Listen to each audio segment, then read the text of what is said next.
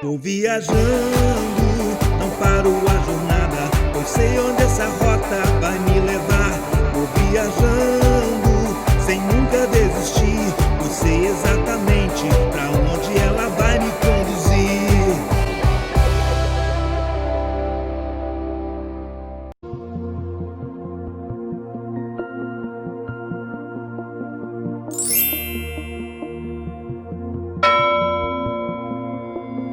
Olá, viajantes da Rota 66 Espiritual, estamos aqui mais uma vez para essa aventura, para essa jornada maravilhosa de aprendizagem, sabedoria, de crescimento. Quanto mais a gente viaja, percorre essa rota, mais a gente chega pertinho de Deus, porque é muito bom conhecer a Deus e prosseguir em conhecer a Deus. E, aliás, nós vamos comentar de um livro que fala essa frase aí, é o livro de Oséias. E eu quero dar as boas-vindas a minha querida pastora aqui da Sara Nossa Terra de Boston, nossa auxiliar, guerreira, pastora Eliane Rodas. Seja bem-vinda, pastora.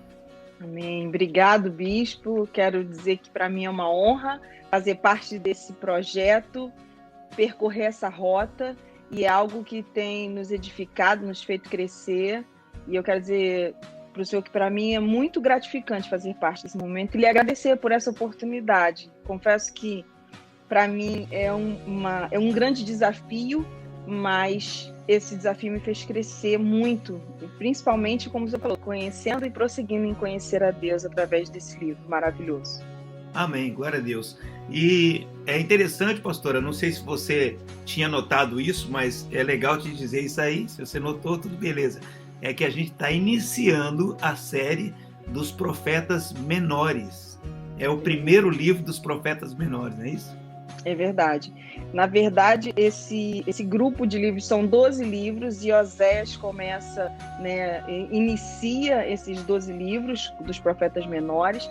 É interessante ressaltar a questão do nome, né? Não é porque profeta tem tamanho, mas é pela quantidade de profecias que eles fizeram, e eles trazem uma grande mensagem para a nossa vida. Muito bem, é isso mesmo. Pastor, e tem sempre essas curiosidades iniciais, as pessoas gostam de saber desses detalhes de introdução, então fala um pouquinho aí, talvez da época quando foi escrito esse livro, né? Traz um contexto, né, de quem escreveu também, não sei se você tem essa informação. Então, quem escreveu o livro foi Oséias, né? E Oséias, ele escreve esse livro em torno de 750, 722 a.C. Oséias também teve como contemporâneo Amós, que estava ali com ele profetizando para a nação de Israel, Isaías e Miqueias, que estava profetizando na nação lá em Judá. E o significado do nome de Oséias significa salvação ou salvação pelo Senhor. Então é um livro que vem falar a respeito, é um livro que é marcado pela declaração do amor incondicional de Deus. Esse livro mostra para nós um amor que Deus tem por nós, que é um amor incondicional. E é um livro maravilhoso, e muitos estudiosos dizem que é um dos livros onde Deus expõe o seu coração. Deus expõe o amor que ele tem pelo seu povo e a maneira como Deus sofreu por esse povo ter abandonado e ter se afastado dele. Estudando sobre o nome do pai de Oséias foi uma coisa muito interessante, porque Beri significa a fonte de Jacó, ou a fonte de Deus também, mas a fonte de Jacó. E o que lembra isso, pastora? Se olhar lá para o Novo Testamento, te lembra alguma coisa, falar a fonte de Jacó? Lembra da mulher samaritana, que Jesus vai até a fonte para encontrar com essa mulher. Uma mulher samaritana, uma mulher que tinha problemas conjugais complicadíssimos. É verdade. E uma mulher que, quando de fato tem o encontro verdadeiro com Jesus, a Bíblia diz que ela deixa lá o jarro ou o vaso com a qual ela vai buscar. Ela deixa. Olha que coisa interessante. Por quê? Porque a busca dela termina quando ela chega até Jesus, quando ela encontra Jesus. É verdade. Né? Então, esse livro talvez vai nos mostrar justamente isso, que a fonte está em Jesus, que é o marido ou o noivo, aquele que de fato a igreja precisa, né? O livro tem um início e tem uma história, é um drama, né? Uma situação bastante difícil para se enfrentar, mas que esse profeta viveu, enfrentou e venceu, né? É interessante que nós vemos que Deus, quando ele dá uma palavra ao profeta, você vê muito em outros profetas que o profeta vive aquela mensagem que ele vai expressar, para que essa mensagem saia de dentro dele com força e com verdade. Então nós vemos na vida de Oséias recebendo um chamado de Deus e Deus falando para que ele fosse se casasse. Talvez a mensagem vai se casar seja uma mensagem maravilhosa, ele quisesse se casar, mas era algo muito diferencial para aquele momento. Deus fala para que ele se desafiador.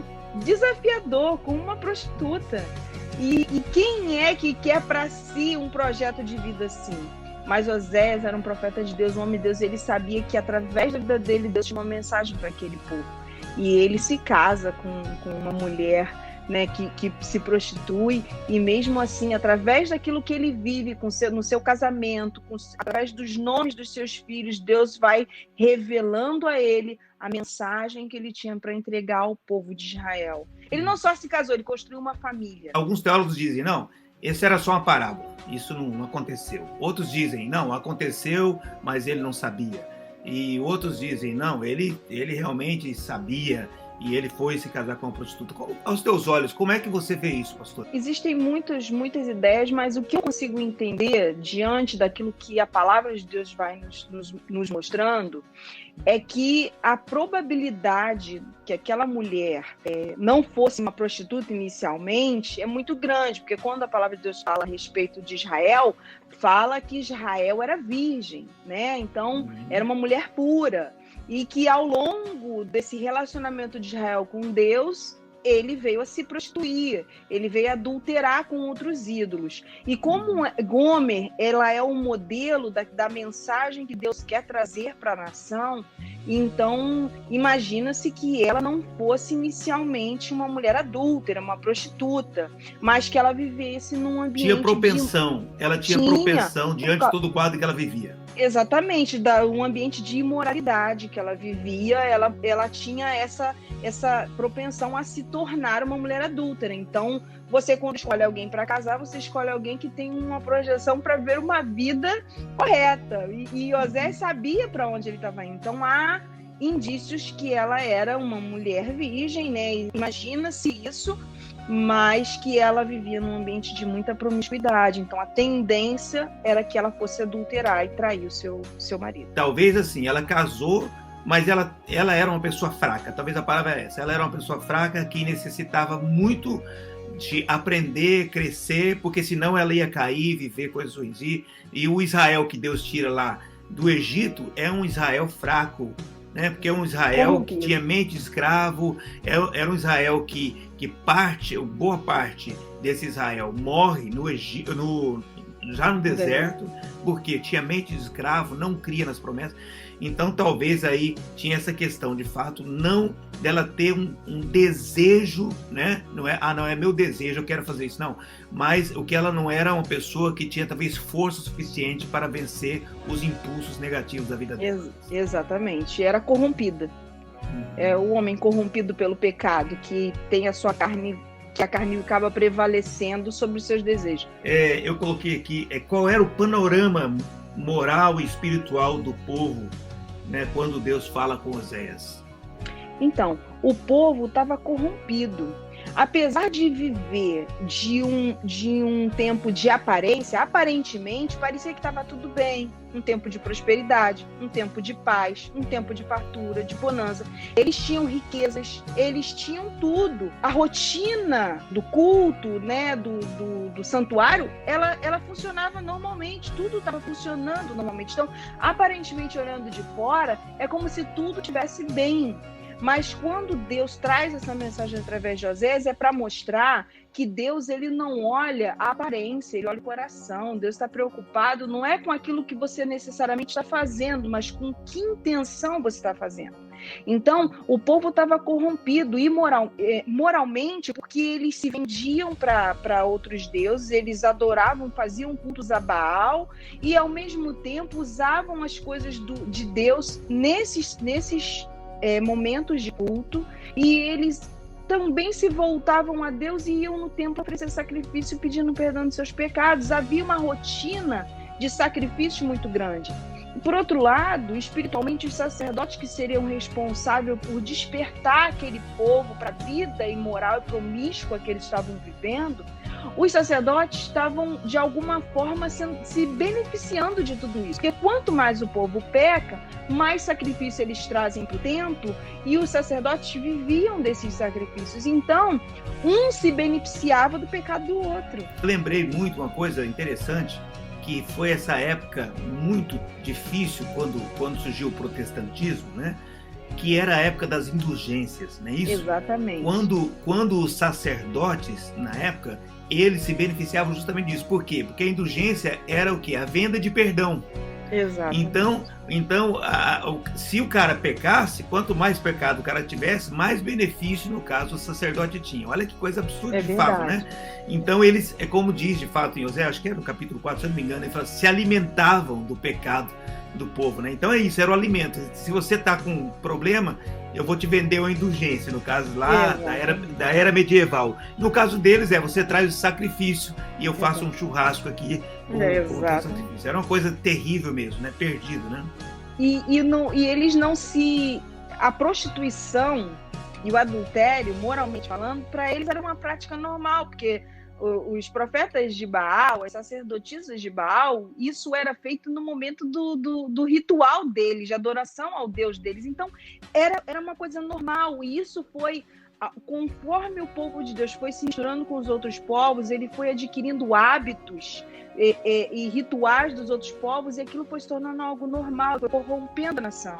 Esse livro, ele, apesar das pessoas às vezes relacionarem e dizer assim, é o livro do profeta que casou com uma prostituta. Na verdade, esse livro é uma coisa muito maior que isso, e tanto é que durante 3 capítulos é uma introduçãozinha do livro, fala sobre esse caso do profeta, e depois passam-se 11 capítulos falando sobre Deus e Israel, e nem se fala mais sobre Gomer e sobre Oséias, quer dizer, toda a história depois é sobre Israel. Então, se cabe tanto texto sobre Deus e Israel, a gente entende que, de fato, era muito mais um símbolo que Deus estava usando. Mas vamos usar esse símbolo mesmo, essa estrutura inicial. O capítulo 1 conta dessa construção da família de Oséias, né? Da escolha da mulher dele, de Gomer, né? E do nascimento dos seus 3 filhos.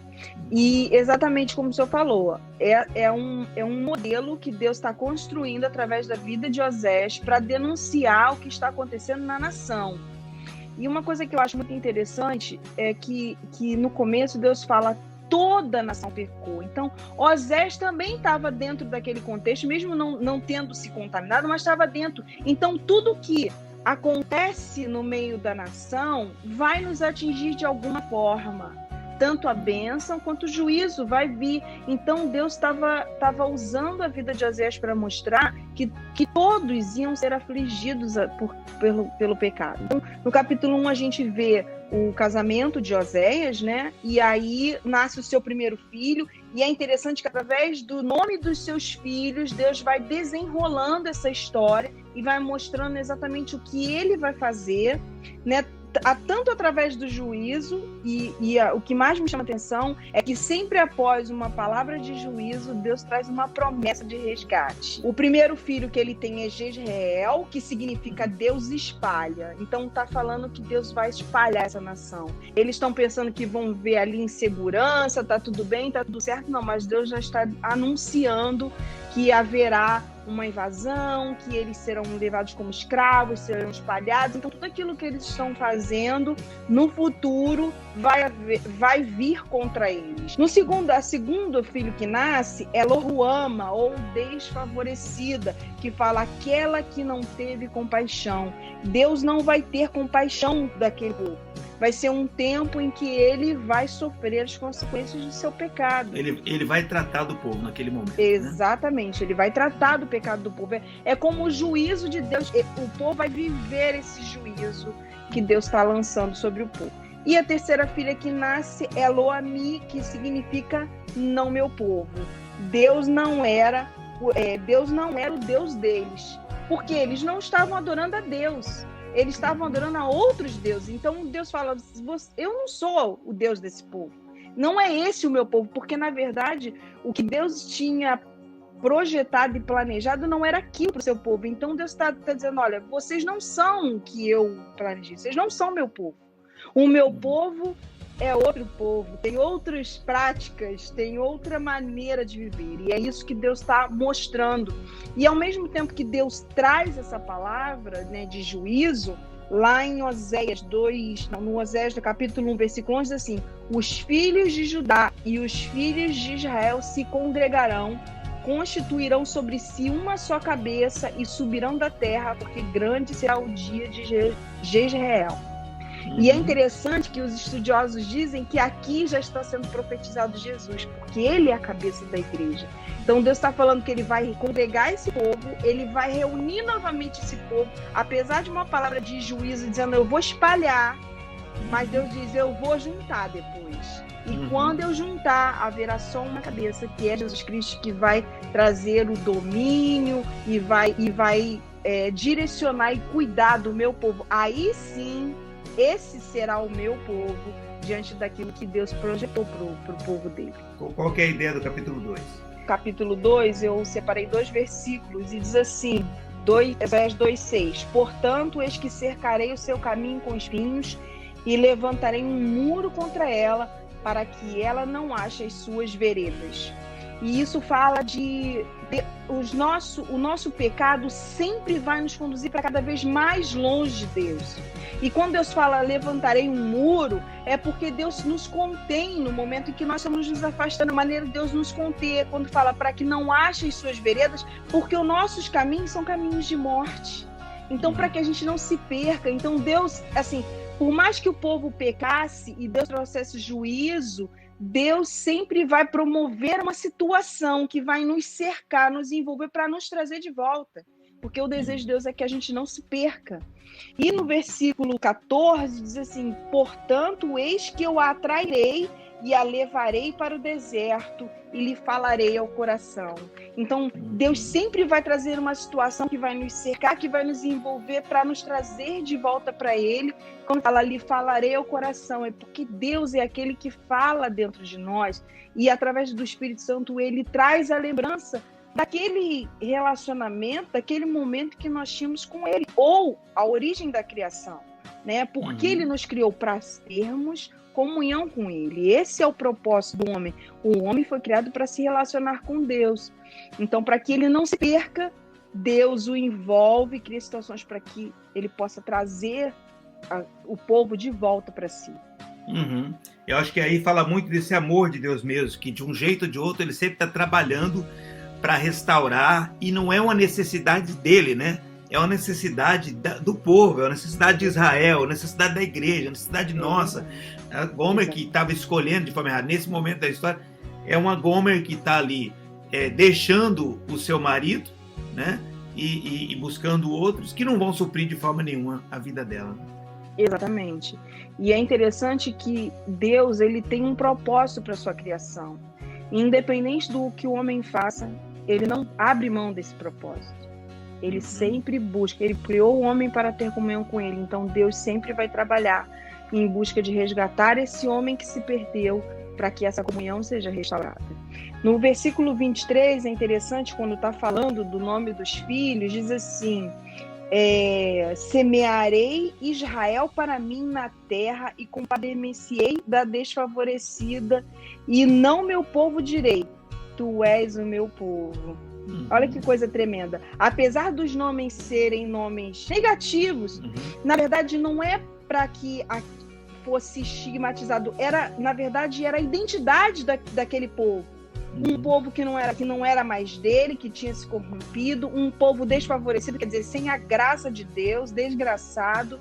E aí Deus fala, mesmo que você seja isso, que essa seja a sua identidade, eu quero dizer, você é meu. Deus sempre nos traz para si. Deus sempre tem o desejo de resgatar o perdido. E isso, para mim, é uma mensagem tão forte. Esse livro já era um livro que eu amava por causa do versículo, né, 6:3, que fala: conheçamos e prossigamos em conhecer a Deus, que eu fiz como uma regra de vida para mim, mas também é um livro que nos mostra um amor expresso. Deus expressa e rasga o coração aqui, falando, olha, mesmo que você seja isso, eu quero dizer você, eu te amo. E isso é fantástico, você ser amado, mesmo não merecendo esse amor. E é muito interessante, pastor, esse prefixo, né? Porque a gente já viu a campanha das causas impossíveis e tem uma coisa que eu acho legal, eu já usei, outros já usaram, e é muito interessante quando a gente tem aquele impossível e aí de repente vem a cruz e vem justamente em cima do e aí fica possível, né? E o que Deus estava fazendo era isso mesmo, ele colocando a obra dele, né, que no caso é a obra de Cristo no futuro, e essa obra vem para tirar, cobrir, né, esse lo aí que é o prefixo, né? É o prefixo que torna a coisa negativa. Como no Brasil, no português, aliás, a gente usa o né? Impossível, né? Inacreditável, né? E nos Estados Unidos a gente usa o né? Unprepared, despreparado, né? Unable, né? Incapaz, né? É a mesma coisa, esse prefixo negativo. Quando a gente tem a cruz, e a cruz vem lá e cobre e tira justamente. Aí aquilo que era não meu filho se torna meu filho, né? É fantástico isso, né? Desfavorecido. Já chamei você de bispo. Opa, que eu recebo. E se tira o desfavorecido, o des e fica favorecido porque recebeu o favor de Deus sobre a sua vida. E isso é algo poderoso demais. Vamos para o capítulo 3, porque a gente fecha essa introdução. E aí o que você vê no capítulo 3? Aí o capítulo 3, na vida de Oséias, revela esse fechamento maravilhoso da longanimidade do amor de Deus.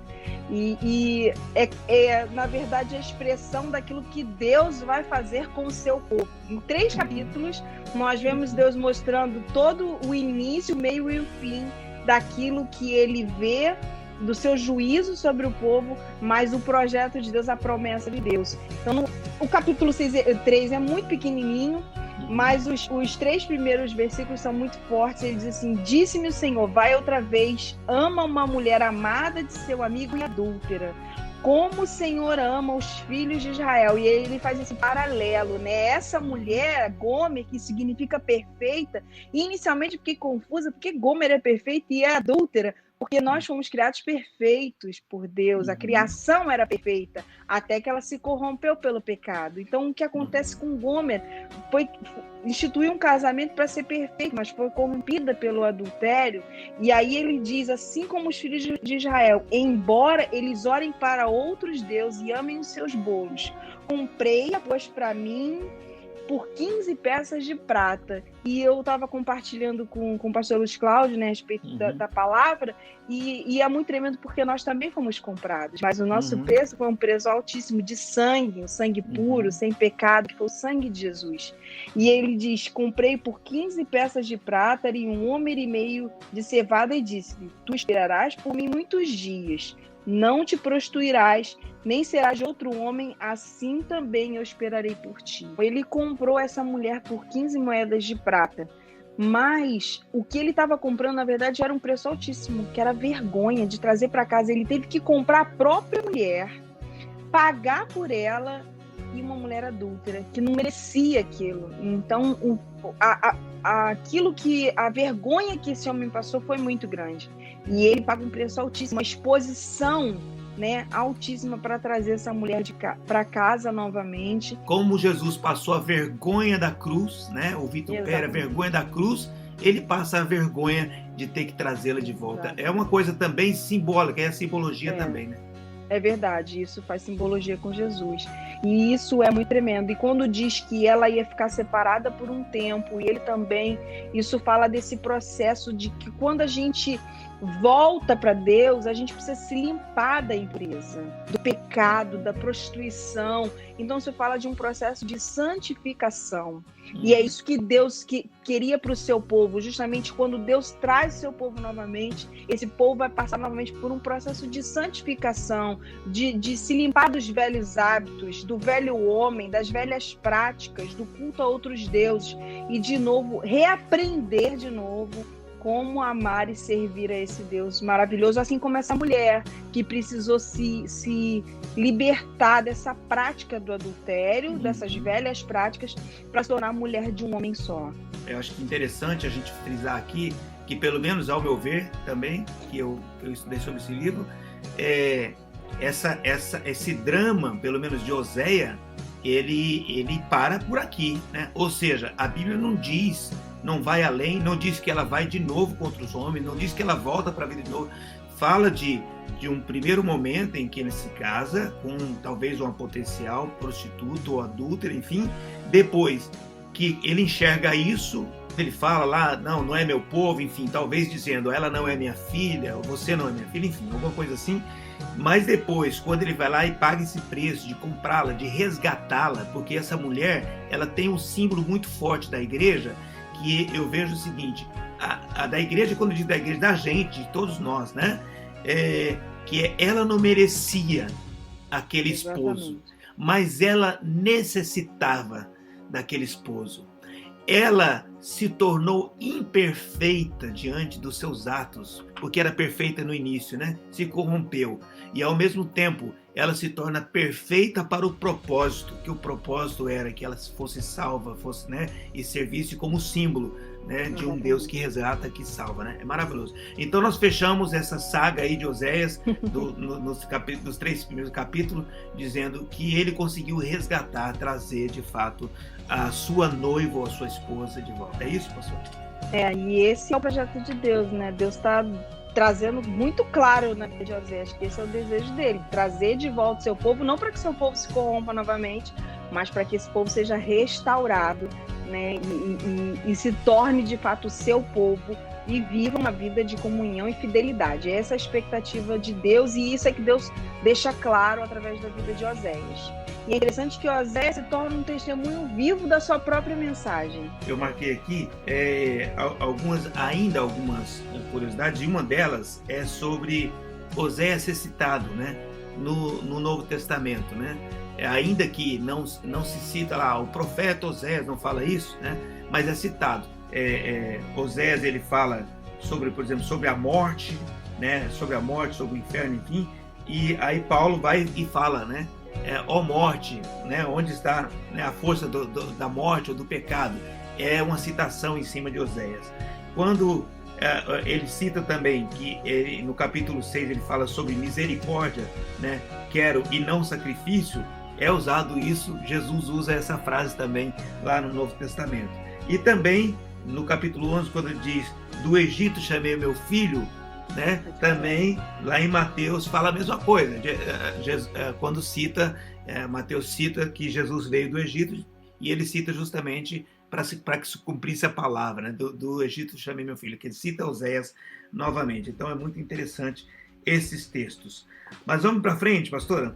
O que você destacou para a gente, que a gente possa trabalhar um pouquinho esse livro que você foi trazendo, né? Como que você viu como revelação de Deus para que a gente possa usufruir? É um livro grande, né? São 14 capítulos, sim. Mas eu acho que tem pontos muito importantes. No capítulo 4 fala sobre o tripé da vida cristã, daquilo que nós vamos ter como prática, e está no versículo 4:1 diz assim: ouvi a palavra do Senhor, vós, filhos de Israel, porque o Senhor tem uma contenda com os habitantes da terra, porque nela não há verdade, nem amor, nem conhecimento de Deus. Então Deus começa a expressar o motivo do seu juízo. Deus fala que vai trazer um juízo, mas ele começa a mostrar por quê. E ele começa a trazer às claras todo o pecado que aquele povo tinha. Então ele diz que não há verdade, nem amor, nem conhecimento. E esse é o tripé da vida cristã. Nós precisamos viver em verdade, a palavra de Deus é a verdade. Nós precisamos viver em amor, porque Deus é amor.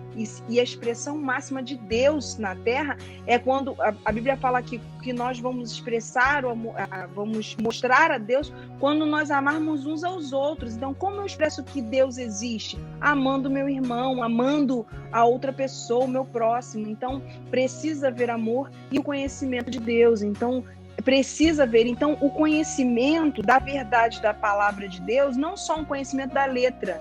Porque muitas pessoas falam assim, eu conheço a Bíblia, eu sei tudo. O diabo também sabe. Não é o que você sabe, mas é o que você faz com o que você sabe. Isso é o que é mais importante. É como você aplica a sua vida. Isso é o tripé da vida cristã, que vai realmente aprofundar as nossas raízes em Deus. No capítulo 5, Deus começa a expor o pecado do povo, né? Que pecados eram esses? Porque eu tenho alguma coisa contra você. Você vai dizer, ok, mas o quê? E aí Deus começa a dizer, eu tenho isso. Deus começa a dizer o que tem contra aquele povo.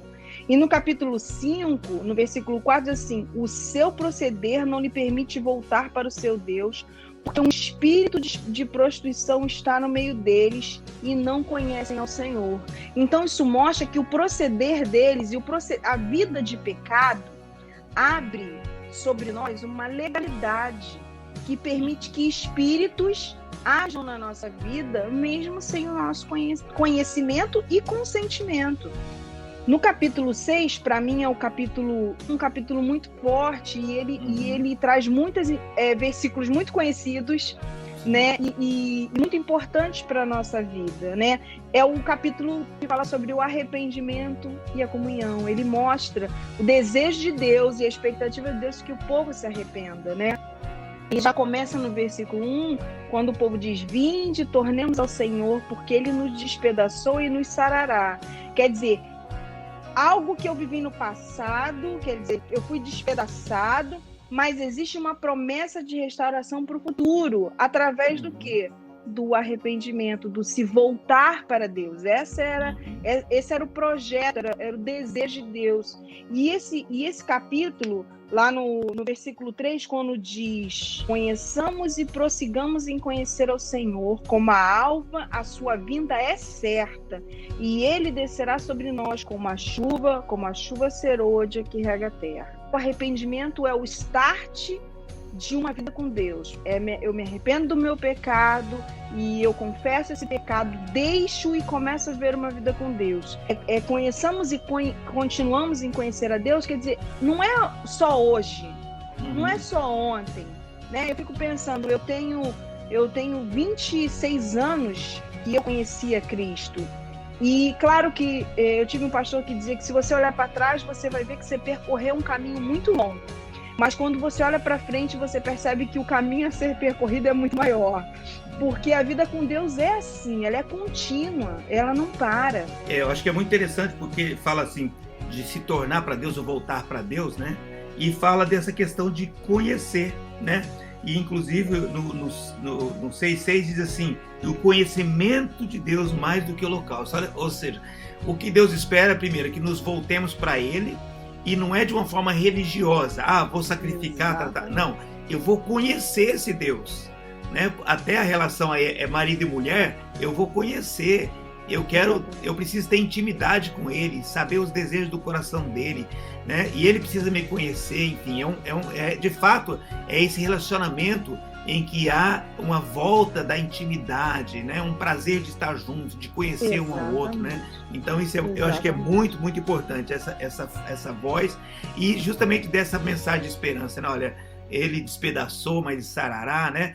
Assim, porque na verdade a permissão de Deus, né, sobre tantas coisas, né, a legalidade que nós criamos, né, as circunstâncias vêm porque são consequências do pecado e tudo mais, mas sempre sempre essa palavra da esperança, né? Como lá nos capítulos 1, 2 e 3, eu tinha notado aqui também que é interessante, sempre nos últimos versículos de cada um dos capítulos tem essa mensagem de esperança, né? Tem sempre uma mensagem de restauração no final, ou seja, você se volta para mim, eu te restauro, mas não se volte religiosamente, com sacrifício, querendo me comprar. Exato. Não, você precisa voltar de coração, de fato, aberto, para que a gente possa restaurar tudo isso, né? Até porque o sacrifício, ele não era para ser uma prática de rotina, ele era, caso você peque, você tem um meio de restauração, faz o sacrifício. E o povo achou que não, é fácil, eu fazer o sacrifício, se eu pecar, é só fazer o sacrifício. E aí eles trocaram, inverteram a ordem, né? E Deus não tem prazer em sacrifício, porque o prazer de Deus está na comunhão e não no pecado. E para mim, assim, se eu posso compartilhar uma coisa que uma grande revelação para mim, tá no capítulo 6, no versículo 7, que fala sobre a aliança das obras e a aliança da graça. Isso para mim foi algo muito forte, porque eu nunca tinha observado isso, que diz assim, mas eles transgrediram a aliança como Adão, eles se portaram aleivosamente contra mim. E quando Deus está falando isso, está falando que no início, a aliança que Deus tinha com Adão era a aliança das obras, quer dizer, se você faz isso, você tem isso. Então, era essa aliança. Se você comer não comer do fruto da árvore do bem e do mal, só se alimentar da árvore da vida, você vai ter vida eternamente. Estava em cima da atitude dele. No momento que Adão peca, ele quebra essa aliança das obras e naquele momento se estabelece a aliança da graça, porque a gente recebe de Deus aquilo que a gente não merece. E essa aliança da graça tanto alcança o Antigo Testamento como o Novo Testamento. Você vê logo em Gênesis, no capítulo 6, 8, diz assim: porém Noé achou graça diante de Deus. Já não era mais as obras que o homem praticava, mas a graça de Deus que vinha sobre o homem. E aí você vê Abraão, que foi salvo pela fé, porque ele creu e ele foi salvo. Então a graça foi que cobriu todos os homens no Antigo Testamento. Não foi pelas práticas, pela obra, mas a tanto é que se você lê, por exemplo, a Galeria da Fé, ela vai trabalhar com o Velho Testamento, com todos os personagens famosos, e todos eles trabalhando em cima da fé. Da fé, exatamente. Isso não em cima das obras. Isso é a maior prova que a aliança da graça é revelada também no Antigo Testamento. Porque eles não foram salvos pelas obras, eles foram salvos pela fé. No capítulo 7, capítulo 8, começa a mostrar a corrupção dos líderes, né? Não só do povo, porque essa degradação moral e espiritual não foi só no povo. Ela alcançou todos os níveis, ela alcançou os sacerdotes, ela alcançou os líderes, todos estavam corrompidos. Quando ele diz toda a nação, é todos, não haviam exceções. No capítulo 7 de Oséias, no versículo 7, diz assim: todos eles são quentes como um forno e consomem os seus juízos, todos os seus reis caem, ninguém há entre eles que me invoque. Depois que Deus denuncia todo o pecado, Deus mostra o desejo do coração dele que alguém o buscasse. Ele diz: não há entre eles ninguém que ore a mim, ninguém que me busque, ninguém que invoque o meu nome. Então, independente da corrupção do povo ou daquilo que a gente esteja vivendo, Deus sempre tem expectativa que o homem o busque. Eu peguei aqui o 8, diz assim, no 2 e 3: e a mim clamarão: meu Deus, nós Israel te conhecemos. E aí diz: Israel rejeitou o bem, o inimigo vai persegui-lo. Uau! Por que não adianta a gente falar as coisas religiosamente, né? Assim como lá no Novo Testamento, quando Jesus está falando, né, com o povo de Israel, e eles falam: não, nós somos escravos do quê? Nós somos filhos de Abraão. E Jesus falou: vocês são escravos do pecado, vocês servem o pecado, e queriam apedrejar Jesus. E aqui muitas vezes é isso, né? É interessante porque é justamente isso. Eles falam: nós te conhecemos. Deus falou assim: não, o inimigo vai perseguir vocês, porque vocês de fato não me conhecem. Vocês esqueceram de mim. Vocês precisam se lembrar, voltar para mim e buscar o conhecimento, que aí sim vocês vão me entender e vão restaurar isso. Mas enquanto não acontecer, vocês podem dizer que me conhecem, que isso não vai resolver nada na vida de vocês. É verdade, isso é muito tremendo. E tem no versículo 7, ele diz assim: porque semeiam ventos e cegarão tormentas, não haverá seara e a erva não dará farinha, e se der, comê-la-ão os estrangeiros. É interessante que o povo, eles estavam preocupados com aquele tempo que eles estavam vivendo, mas Deus estava falando: no futuro, vocês estão plantando, vocês vão colher. O que nós plantamos hoje será a nossa colheita. E como igreja e como cristão, nós precisamos pensar na futura geração, na próxima geração, que precisa receber desse evangelho que nós recebemos. Talvez hoje está vivendo um tempo de paz, de fartura, de tranquilidade. Mas e quando vier a perseguição? A palavra precisa ter sido anunciada para aqueles que vão viver esse tempo. Talvez a gente não esteja aqui, mas a gente precisa pensar. E eles não estavam preocupados com isso, estavam preocupados que estavam vivendo, estava tudo bem, né? Estava tudo certo. É interessante para você que vai com certeza ler esse livro, porque é muito importante você ler. Quando ele fala Efraim, é porque ele está se referindo lá atrás, a Jeroboão, quando dividiu, quando foram 10 tribos para um lado, 2 para o outro, dividiu então Jeroboão, que foi para um lado. Roboão, ele era da tribo de Judá, por isso ficou Judá. E o outro lado poderia ser chamado do reino de Efraim, porque Jeroboão era da tribo de Efraim, por isso que ele usa muito a palavra Efraim no lugar de Israel, né? Mas o interessante, pastora, é que de fato, quando eles não pensam nisso e quando vem a questão aí de anos, poucos anos já acontece, a Assíria vem, invade, leva eles cativos, né? E eles são de fato espalhados. Quando? Porque nós estamos falando do reino de Israel. Porque Judá, questão de 150 anos depois que eles são cativos, 150 anos depois, Judá também é levado cativo e agora pela Babilônia, né? Pela Babilônia. Só que Judá retorna, e volta para Jerusalém e tudo mais. Mas eles não, eles são levados e são espalhados. E é por isso que surge os samaritanos e aquela história toda, porque na verdade eles viram um povo misturado. Todas as outras tribos de Israel, na tribo de Israel, as 10, elas são espalhadas e ficam uma mistureira total. Lá na frente, em Jesus, que eles começam a se retornar, voltar, tudo mais e tal. A gente vê isso muito claro lá na frente. A gente vai ter o livro de Jonas. Quando o Jonas vai pregar para Nínive uma palavra de destruição, todo mundo se arrepende e Deus não destrói. Então, se acontecesse a mesma coisa naquele momento, Deus mudaria a sorte daquele povo, porque a expectativa de Deus era que eles se arrependessem. Mas eles eram um povo orgulhoso, né? E eles viviam de acordo com aquilo que eles possuíam, então mais ou menos assim, estava tudo bem, não precisa de Deus, né? Eu gostaria que você puxasse para o final agora, né? O que você vai enxergando e para a gente fazer um fechamento desse livro. O que eu enxergo é um amor incondicional.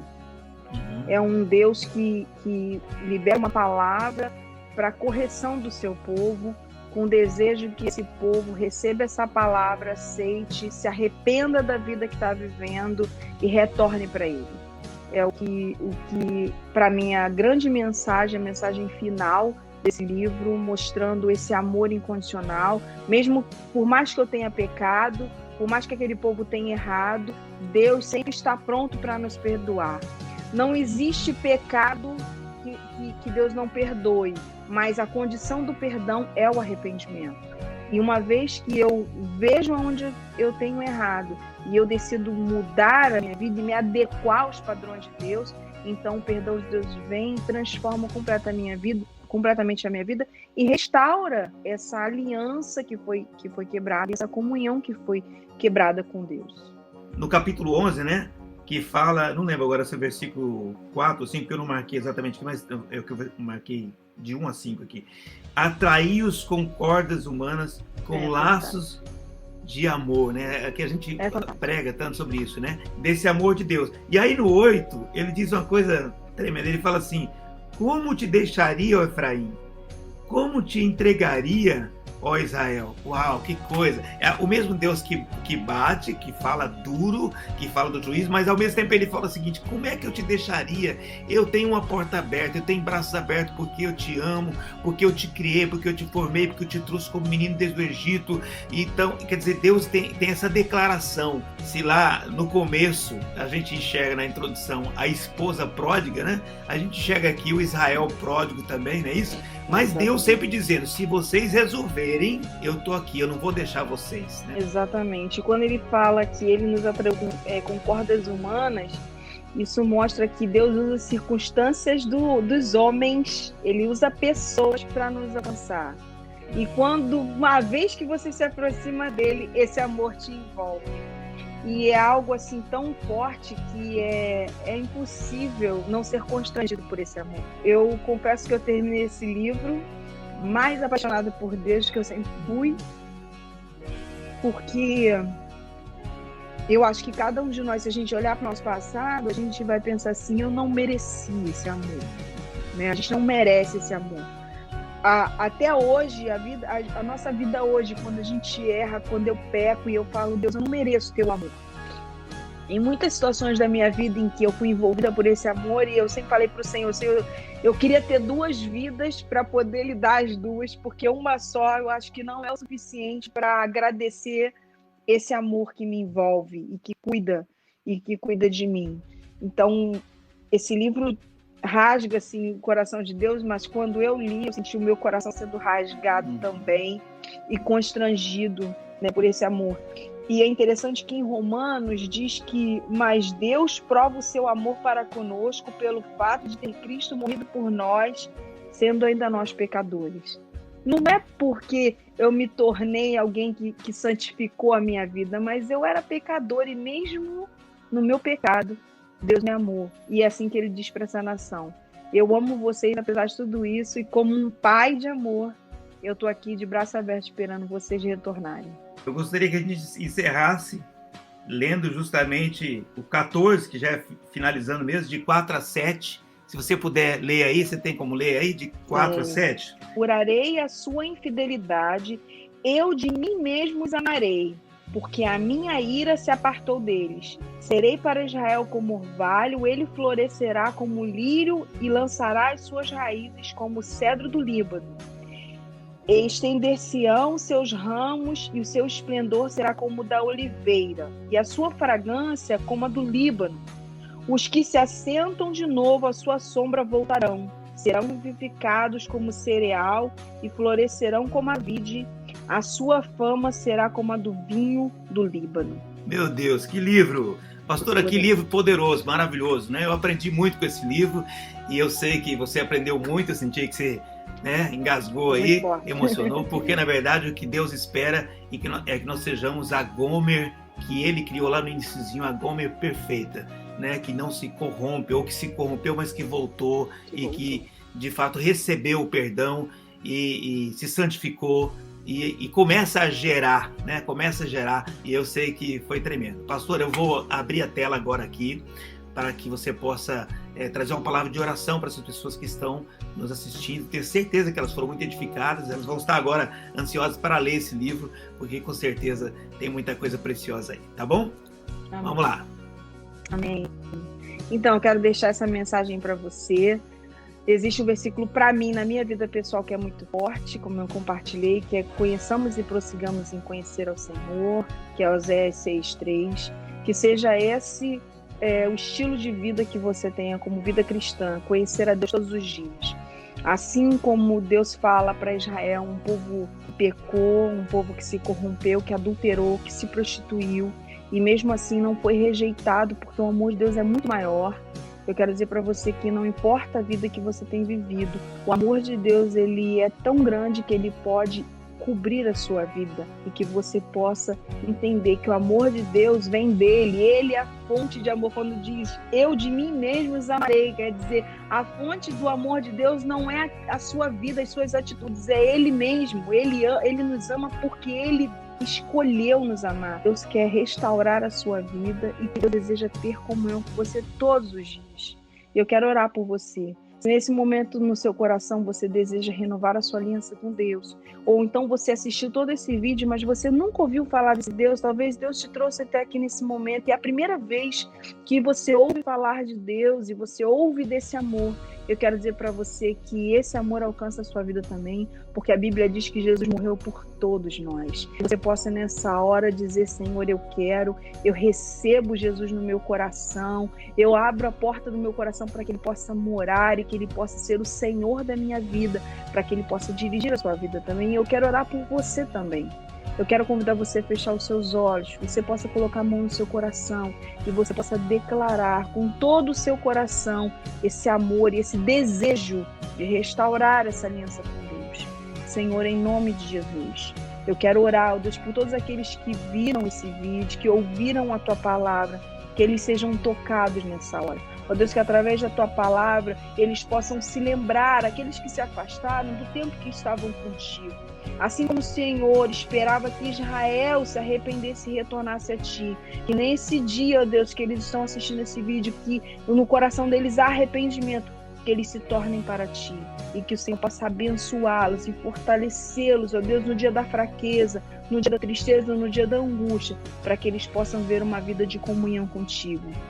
E aqueles, ó Deus, que não Te conhecem, que nessa hora, ó Deus, através desse vídeo, ouviram a Tua palavra e desejam Te conhecer mais e aceitam o Senhor Jesus no seu coração, que eles sejam fortalecidos em nome de Jesus, para que eles possam ter uma vida de comunhão contigo a cada dia. E que esse livro possa fazer brotar no nosso coração o desejo, assim como Oséias diz, de conhecer e prosseguir conhecendo o Senhor. Nos dias mais fracos, eu quero te dar um conselho: leia a Bíblia. No dia que você se sentir mais forte, leia a Bíblia.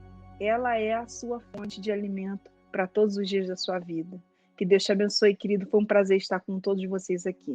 Amém. Glória a Deus. Amém. Pastora querida, muito obrigado pela tua participação. Eu tenho certeza que as pessoas foram muito edificadas, receberam muito e que elas possam, de fato, conhecer mais desse livro, tá bom? Deus abençoe você. Pastor Luiz Cláudio, obrigado pelo trabalho que você tem feito e nos ajudado aqui.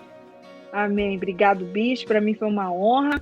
Eu estou aqui com a nossa blusa, mas quer dizer que eu quero uma da Rota também, tá? Para fazer parte. Tá aqui, ó. Essa blusa é linda. Tá bom? Tá Foi bom. uma honra, Bispo. Muito obrigado. Tá bom. Deus abençoe. Fica na paz. Amém.